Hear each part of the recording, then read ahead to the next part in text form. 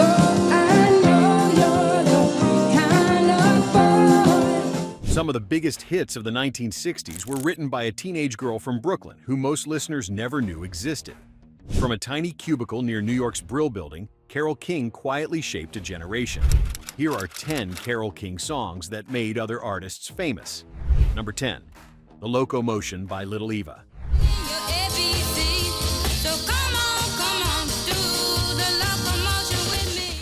As a teenager, Eva Boyd earned extra money as a babysitter for songwriters Carole King and Jerry Goffin. $35 a week to watch their daughter Louise and clean the house. They were all young. Eva was 17, King 19, and Goffin 22. The pair wrote The Loco-Motion, hoping Dee Dee Sharp would record it. Sharp passed on the song, leaving the door open for Eva Boyd, who had already cut the demo. When Aldon boss Don Kirshner heard the demo, he pronounced it a hit and made it the first release on his new label, Dimension. The song made 3 appearances in the American Top 3, each in a different decade. In 1962 by Little Eva at number 1 in EA, 1974 by Grand Funk Railroad, also at number 1, and in 1988 by Kylie Minogue at number 3. Not a bad return on a $35 a week babysitter.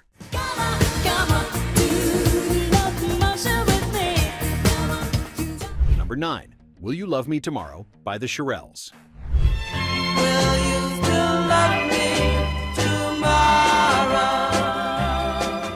King and Goffin wrote this one in 1960 when King was just 18, working for Aldon Music out of 1650, Broadway in New York City. Shirelles' lead singer Shirley Owens initially disliked the song, dismissing it as too country and western for a girl group from Passaic, New Jersey. Producer Luther Dixon convinced her they could make it their own. Carole King played timpani on the recording, and a string section sealed the deal. Released as a single that November, it became the first song by a girl group to top the Billboard Hot 100 chart and the first number 1 by an African-American girl group. The Shirelles have been credited with launching the girl group genre.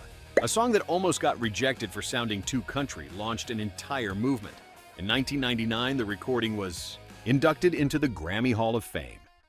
I met a little boy named Billy Joe, and then I almost lost my mind. Number 8. You've Got a Friend by James Taylor. Close your eyes and think of me, and soon I will be. According to Taylor, King told him the song was a response to a line in his earlier hit Fire and Rain. The line being, "I've seen lonely times when I could not find a friend." King heard that lyric and answered it with one of the most comforting songs ever written. She wrote it during the January 1971 recording sessions for her album Tapestry, while Taylor was recording Mudslide Slim and The Blue Horizon in the same studio. The song became the biggest hit for then 23-year-old James Taylor, and his only number 1 in America. Joni Mitchell sang background harmonies on the track. You've Got a Friend won Grammy Awards for both Taylor for Best Male Pop Vocal Performance and King for Song of the Year at the 14th Annual Grammy Awards in 1972.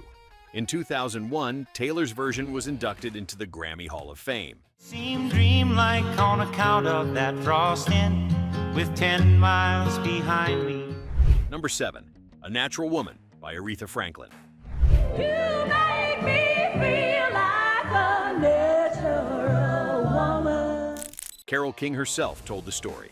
Jerry Wexler, Franklin's producer and co-head of Atlantic Records, encountered King and Goffin on Broadway. He called out that he wanted a natural woman song for Aretha Franklin's next album, Lady Soul. Goffin and King went home and wrote the song that night.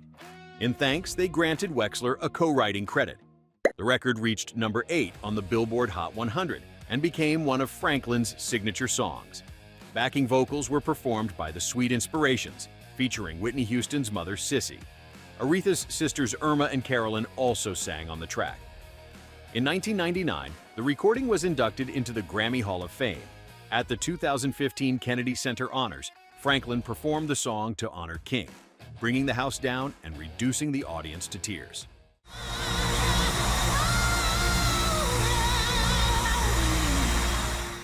Number 6. I'm Into Something Good by Herman's Hermits.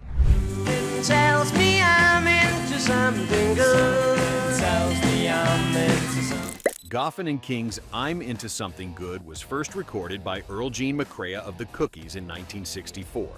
Her version reached number 38 on the Hot 100. But it was a 16-year-old singer from Manchester, England, who turned the song into a worldwide smash. Producer Mickey Most heard the song and decided to cut it with his new group. I'm Into Something Good reached number 13 in America for Herman's Hermits. In the United Kingdom, it went all the way to number 1.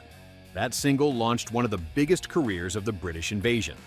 Peter Noone, the boyish frontman, became a teen idol overnight. The Hermits went on to score over a dozen more hits, but it all started with a Carole King song that an American soul singer recorded first.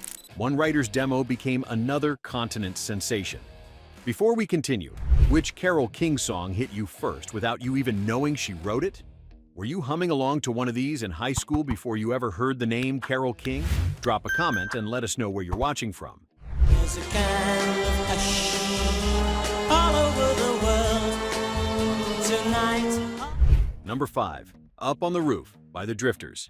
Let me tell you now that right smack dab in the middle of town, I found a paradise. The Drifters' universally acclaimed Up on the Eye. Roof arrived in 1962 and reached number 5 on the Billboard Hot 100. King wrote the music while Goffin penned the lyrics, crafting a song about escape and solitude that resonated with anyone who ever needed a quiet place to think. King was barely 20 years old. The orchestral warmth of the arrangement gave the song its dreamlike quality and helped make it one of the defining recordings of the early 60s. The song transcended its era. James Taylor recorded his own version in 1979, bringing it back into the top 40 for a new generation. Have to wish to make it so. Music historian Kirk Silsby noted the timeless quality of the track, asking, who doesn't need to get away and just be alone sometime, someplace like Up on the Roof? The Drifters gave it soul. King gave it wings. Few songs from 1962 still feel this alive.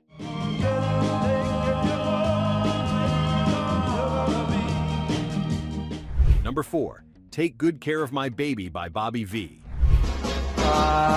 Take good care of my baby. Take Good Care of My Baby confirmed Goffin and King's position as one of music's hottest songwriting teams in 1961. Bobby V was a teen idol from Fargo, North Dakota, who had already scored hits but needed a song to push him to the top. King and Goffin delivered exactly that. The single climbed to number 1 in September 1961 and held the position for 3 weeks. It was their second chart topper after Will You Love Me Tomorrow, cementing the pair's dominance over early 60s pop. John Lennon, Paul McCartney, and Ringo Starr were self-confessed Goffin and King fans. The Beatles themselves would later record a Goffin and King composition called Chains for their debut album Please Please Me. Bobby V's career peaked with this single, proving a great song from the right writers could turn a regional act into a national star. But what can I do, 'cause I'm staying in. Number 3, Go Away Little Girl by Steve Lawrence. Go away, little girl. Go away, little girl. Go Away Little Girl reached number 1 in January 1963 for Steve Lawrence and remained at the top for 2 weeks. The smooth-voiced crooner had struggled to find a breakout pop hit, and Goffin and King handed him one that would make history. The song tells the story of a man tempted by a younger woman, gently asking her to leave before he gives in. Simple, elegant, irresistible. Go Away. Little Girl became the first song to reach number 1 by 2 different artists in America, and it is one of only 9 songs to have achieved this distinction. Donny Osmond took the same song back to number 1 in 1971. 2 decades apart, 2 completely different artists. One Carole King melody. The dream that I see makes me what I am. Number 2, One Fine Day by the Chiffons.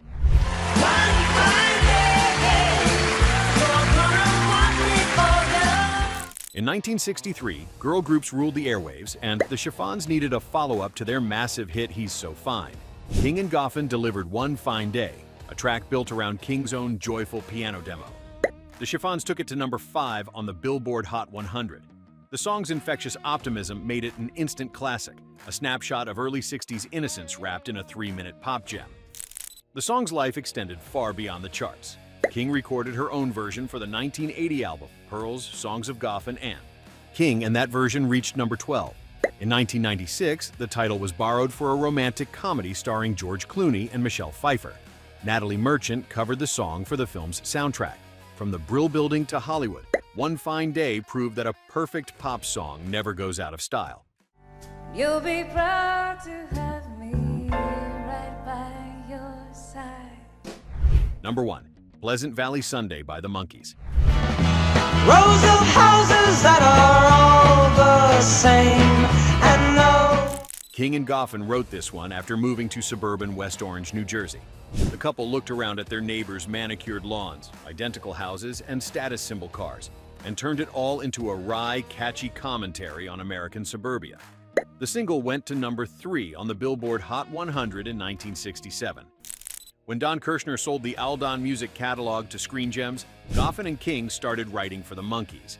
The so-called Prefab Four were often dismissed by critics, but this song proved they could deliver substance alongside pop appeal. It was clever, it rocked, and it came from the pen of a woman who had already shaped an entire decade of American music.